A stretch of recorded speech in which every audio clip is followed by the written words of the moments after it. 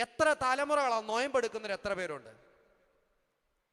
ഞാൻ പറയും, നോയമ്പ് അനുഷ്ഠാനങ്ങളിൽ കുമ്പിട്ടുള്ള പ്രാർത്ഥനകൾ നമ്മുടെ കുടുംബത്തെ ബലവത്താക്കും, ശക്തിപ്പെടുത്തും, തലമുറകളെ ശക്തിപ്പെടുത്തും.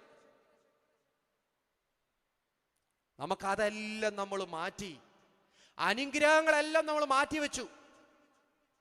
ഞാൻ പറഞ്ഞ കളിയാക്കല, നരച്ച മുടി ശോഭയുള്ള കിരീടമാണ്.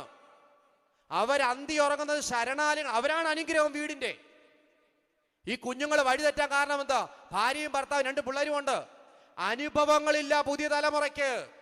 അറിവുണ്ട്, അനുഭവമില്ല, തിരിച്ചറിവില്ല. പണ്ട് ഈ അപ്പച്ചനും അമ്മച്ചയൊക്കെ വീട്ടിൽ ഇരുന്ന് ജനിച്ചു വീഴുന്ന 5 വയസ്സുള്ള കുഞ്ഞിനോട് പറഞ്ഞു കൊടുക്കും 23-ാം സങ്കീർത്തനം പാട്ട് പാടിക്കൊടുക്കും. പട്ടാങ്കപ്പെട്ട ദൈവം തമ്പുരാനെ, ശുദ്ധമുള്ള ബാവ, ശുദ്ധമുള്ള പിതാവേ, കരുണയുള്ള ദൈവമേ, മോറാനേശു മെശിഹ. ഇവിടെ 12 സൺഡേ സ്കൂൾ പഠിച്ചിറങ്ങുന്നോണ്ട് ചോദിക്കാവോ ശുദ്ധമുള്ള ബാവ ഏതാന്ന്? പറയും അന്ത്രയോസ് ബാവ എന്ന് പറയും. പക്ഷെ 12ാം ക്ലാസ്സിന് സർട്ടിഫിക്കറ്റ് കയ്യിലിരിപ്പുണ്ട്. അധ്യാപകരും അത് തന്നെ, കുറച്ചു പേരെങ്കിലും. നമ്മുടെ പരാജയം അതാണ്. ശിംശോൻ നോമ്പ് അനുഷ്ഠാനങ്ങളിൽ വീഴ്ച വരുത്തി.